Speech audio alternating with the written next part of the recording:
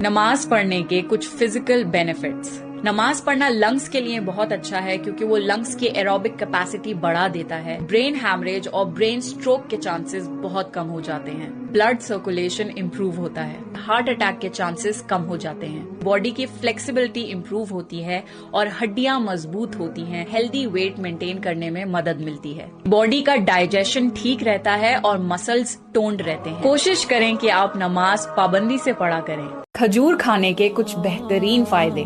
کھجور کھانے سے ہارٹ اٹیک کے چانسز کم ہوتے ہیں۔ دماغ تیز ہوتا ہے، جسمانی طاقت آتی ہے۔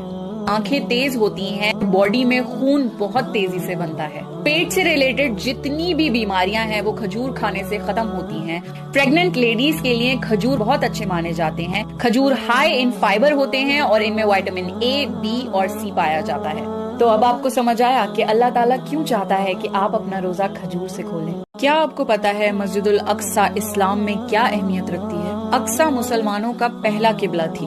مکہ اور مدینہ کے بعد مسجد الاقصی اسلام میں تیسرا حرم ہے۔ قرآن میں اقصی کا 70 مرتبہ ذکر ہے۔ اللہ نے قرآن میں خود مسجد الاقصی کو ایک مبارک جگہ کا مقام دیا ہے۔ اس جگہ کئی نبی، رسول اور صحابہ دفن ہیں۔ معراج کی رات حضور صلی اللہ علیہ وسلم مسجد الاقصی سے عرش پر اٹھائے گئے تھے۔ اقصی کی حفاظت ہر مسلمان کی ذمہ داری ہے۔ اسلام میں بیٹیوں کو رحمت سمجھا جاتا ہے، بوجھ نہیں۔ حضور صلی اللہ علیہ وسلم نے فرمایا ہے کہ وہ عورت خوش قسمت ہے جس کی پہلی اولاد ایک بیٹی ہو۔ حضور صلی اللہ علیہ وسلم نے یہ بھی فرمایا ہے کہ جو بھی اپنی بیٹیوں کو محبت سے اور ان کے سارے حق دے کر پالے گا تو قیامت کے دن یہ بیٹیاں اس کے لیے جہنم سے رہائش کا ذریعہ بنیں گی۔ بیٹیاں اللہ کی رحمت ہیں، تو اس تحفے کو محبت سے رکھیں۔ آپ کا لائف پارٹنر اللہ نے آپ کی پیدائش سے پہلے ہی لکھ دیا ہے۔ آپ کی روح آپ کے لائف پارٹنر کے ساتھ بنائی گئی تھی۔ آپ کا نکاح جس سے ہونا ہے اس کا نام آپ کے نام کے آگے کئی ہزار سال پہلے لکھا جا چکا ہے۔ جو آپ کی قسمت میں ہوگا وہ آپ کو مل کر رہے گا۔ تو پریشان ہونا چھوڑ دیجئے اور اپنے لیے اور اپنی آنے والی زندگی کے لیے بہترین دعائیں مانگا کریے، کیونکہ آپ کی دعائیں قبول ہو کر آپ کی زندگی خوبصورت بنا سکتی ہیں۔ اگر آپ اپنے رزق کو لے کر ہر وقت پریشان رہتے ہیں تو فکر مت کریے، کیونکہ اللہ کا یہ وعدہ ہے کہ انسان کو تب تک موت نہیں آئے گی جب تک اس کی قسمت میں جتنا رزق لکھا ہو اسے مل نہ جائے۔ اللہ نے جتنی سانسیں مقرر کر دی ہیں، انسان کو تب تک موت نہیں آ سکتی جب تک وہ پوری سانسیں نہ لے لے، نہ ایک سانس زیادہ نہ ایک سانس کم۔ جب تک آپ اپنی قسمت میں لکھا ہوا کھانے کا ایک ایک دانہ کھا نہ لیں۔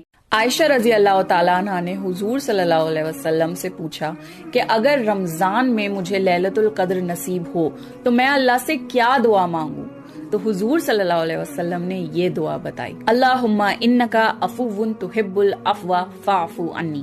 اے اللہ، تو معاف کرنے والا ہے اور معاف کرنے کو پسند کرتا ہے، بس تو مجھے معاف فرما دے۔ کوشش کریں کہ لیلۃ القدر میں یہ دعا 5 چیزیں جو آپ کو لیلۃ القدر یعنی شب قدر میں ضرور کرنی چاہیے۔ اپنے گناہوں کی معافی مانگیں۔ شب قدر میں اللہ سب سے زیادہ انسانوں کو معاف کرتا ہے۔ نمازیں پڑھیں، اسپیشلی تراویح اور تہجد کی نماز۔ صدقہ کریں، قرآن پڑھیں کیونکہ قرآن رمضان میں اترا تھا۔ خوب ساری دعائیں مانگیں۔ شب قدر کی رات اللہ دعائیں قبول کرتا ہے۔ خاص طور سے یہ دعا بتائی ہے، اللہم انکا عفو تحب العفو فاعف عنی۔ کیا آپ کو پتا ہے کہ جہنم میں ایک کولڈ پورشن بھی ہے جس کا نام ہے زمہریر، جہاں پر سردی کا عذاب ہوگا۔ زمہریر میں اتنی سردی ہوگی کہ جہنمی اللہ سے بھیک مانگیں گے کہ انہیں تھوڑی سی گرماہٹ مل جائے۔ اتنی شدید سردی کہ آپ کی سکن کو جلانے لگ جائے۔ حضور صلی اللہ علیہ وسلم نے ایک خاص دعا بتائی ہے، اللہم اجرنی من زمہریر جہنم۔ O Allah, save us from the extreme cold of Jahannam. جہنم کے سرد عذاب سے بھی مغفرت مانگا کریں۔